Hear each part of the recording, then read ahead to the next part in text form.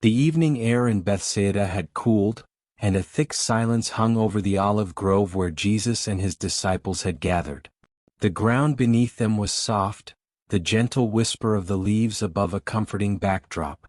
But despite the calmness of their surroundings, an unease gripped the hearts of the 12 men who sat around Jesus. They had traveled long and far, and though they had seen many miracles and experienced the closeness of their teacher's presence, the burdens they carried seemed heavier than ever. For weeks now, rumors had been swirling.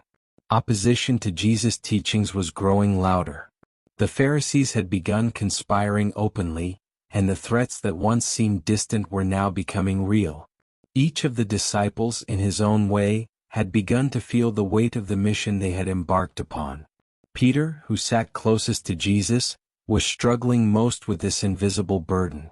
He had always been the boldest among them, quick to speak, quick to act, but something had shifted inside him. He no longer felt the same unshakable confidence. As the one who had proclaimed Jesus to be the Messiah, he believed he had to be the strongest, the leader who kept the others together. But with each passing day, Peter felt the strain of leadership more acutely. He feared failure, feared letting down not only Jesus but also his fellow disciples. The fear gnawed at him, and though he hadn't spoken of it, the doubt had begun to creep into his prayers. Thomas, seated a little farther from Jesus, had his own quiet battle. Though his heart burned with the desire to believe without question, doubt always found its way into his thoughts.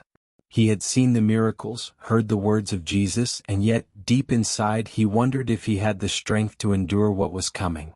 It was not that he doubted Jesus, it was himself he doubted. He felt a growing anxiety, wondering whether he truly belonged among such steadfast believers. John, on the other hand, sat with his knees drawn up to his chest, gazing at Jesus with unwavering love. He had always felt a special connection to their teacher, something deeper and more intimate. John's heart was full of compassion, and he could often sense the feelings of the others even when they didn't speak. But in recent days he too had felt the cold fingers of fear. John worried not for himself but for Jesus. He knew the danger was growing, and he felt powerless to protect the one he loved most. The other disciples, though less vocal in their worries, each carried their own silent burdens.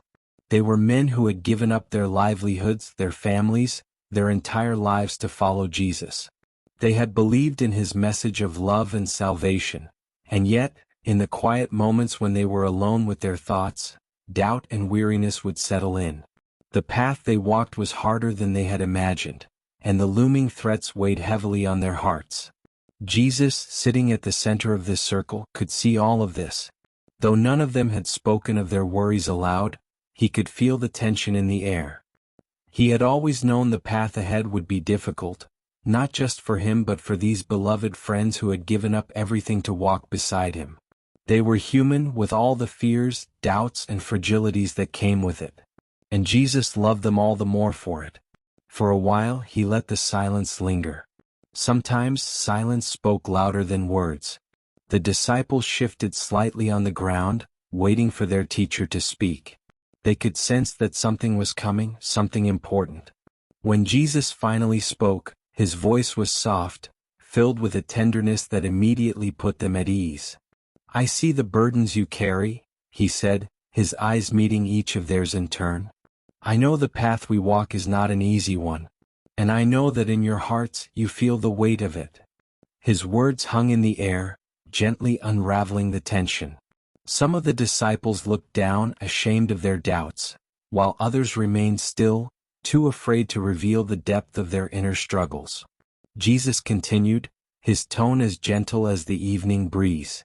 "There is no shame in feeling weary, my friends. There is no shame in needing each other." The disciples exchanged glances. These were words they had not expected. They had always believed they had to be strong to carry their burdens alone. Peter, especially, felt a strange mixture of relief and discomfort.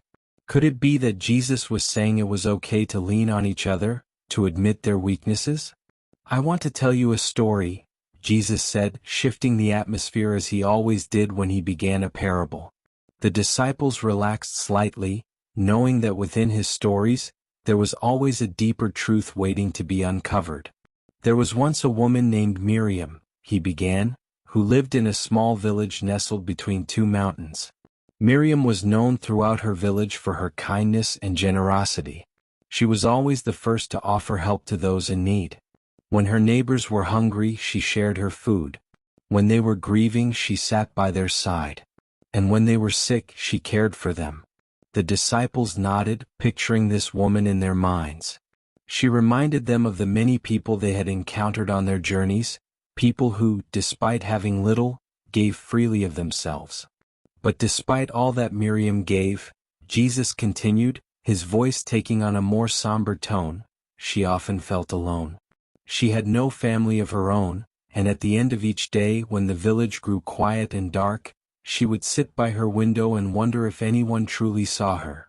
Peter's heart ached as he listened.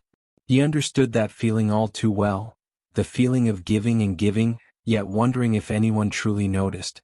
The weight of leadership, of always being the one to stand strong, had often left him feeling isolated even among his brothers. For years, Jesus said, Miriam gave without question. She believed that her role in life was to serve others, to be strong for those who were weak. But deep inside, she carried a sadness she never spoke of, a longing for someone to care for her, to lift her burdens if only for a moment. Thomas shifted uncomfortably, his mind racing. He too had always believed that strength meant standing alone, that asking for help was a sign of weakness. Yet hearing about Miriam's loneliness, he felt a strange kinship with her. He realized that even the kindest among them needed support. One year, Jesus continued, a terrible drought struck the village. The crops withered and the rivers dried up. The people grew desperate, for there was little food and even water was scarce. Miriam, who had always been the one to give, suddenly found herself with nothing left. She had no food to offer, no energy to care for others. For the first time she felt utterly powerless. The disciples were silent, drawn into the story. They had seen droughts before, felt the desperation in the eyes of the people. They could imagine Miriam sitting alone in her home, exhausted and empty, wondering if all her years of giving had been in vain. Each night, Jesus said softly, Miriam would sit by her window watching the sun set over the barren fields, and she would weep. She had spent her life caring for others, and now, when she needed help the most, she felt as though she had been forgotten. The image of Miriam weeping alone in the twilight struck the disciples deeply. They had each, in their own way, experienced moments like this. Moments when the weight of the world seemed too heavy to bear, and they had wondered if anyone truly saw their struggles. But then, Jesus said, his voice lifting slightly, something remarkable happened. One evening, as Miriam sat by her window, there was a knock at her door. Startled, she wiped her tears and opened it. To her surprise, standing there were the very people she had helped over the years. The baker whose family she had fed during a harsh winter, the widow whose sorrow she had comforted, the farmer whose land she had tended when he was ill. The disciples leaned forward, captivated by the shift in the story. They had come not to ask for help, but to offer it, Jesus said, his voice filled with warmth. Each one brought what little they could spare, a loaf of bread, a jug of water, a few vegetables from their gardens. But more than the food, they brought their presence. They sat with her, held her hands, and reminded her of the love she had shown them. In that moment, Miriam realized she had never been alone. Her kindness had created a web of support that she hadn't even seen. And now, in her time of need, that web held her up. The disciples were visibly moved. Tears glistened in the eyes of some, and a heavy silence settled over the group. The story had touched something deep within them, something they hadn't been able to articulate until now. Miriam had always believed that her role was to give, Jesus said gently, but in truth, love and support are not one-sided. The people she had helped had become her family, her community, and in her darkest hour, they became her strength. Jesus paused, his gaze resting on each of his disciples. My dear friends, you are like Miriam. You give so much of yourselves, you walk beside me, you serve others, you carry the burdens of this world. but you are not meant to carry your burdens alone. Peter, who had been silent for most of the evening, felt tears well up in his eyes. He had always believed that he had to be strong, that he couldn't show weakness in front of the others. But now he realized that even he needed support, that the strength of their group wasn't in any one individual but in the love and care they had for one another. Jesus stood and walked toward Peter, placing a hand on his shoulder. "Peter," he said softly, "you have always been strong, but even the strongest among us needs help.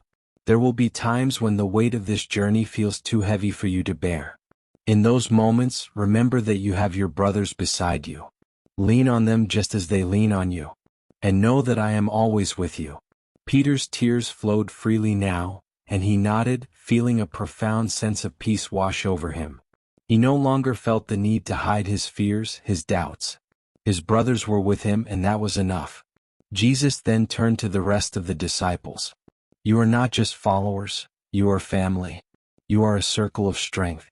And in your darkest moments, when the road ahead feels too difficult to walk, lean on each other. The love and support you share will carry you through." John, feeling the depth of Jesus' words, stood and moved closer to Peter, placing a hand on his shoulder. "We're with you, Peter," he said softly. "Always." One by one, the other disciples rose and gathered around Peter, forming a circle. There were no more words needed. In that moment, they all understood that they were not alone, that together they were stronger than any one of them could ever be on their own. As the stars began to twinkle in the night sky, the disciples stood together, their hearts full, their burdens lighter. They knew that whatever the future held, they would face it not as individuals, but as a family, bound by love, by faith, and by the unbreakable threads of support they had woven together. This is end of the story. Please like this video and subscribe this channel for more Jesus story like this. May the God watch over you.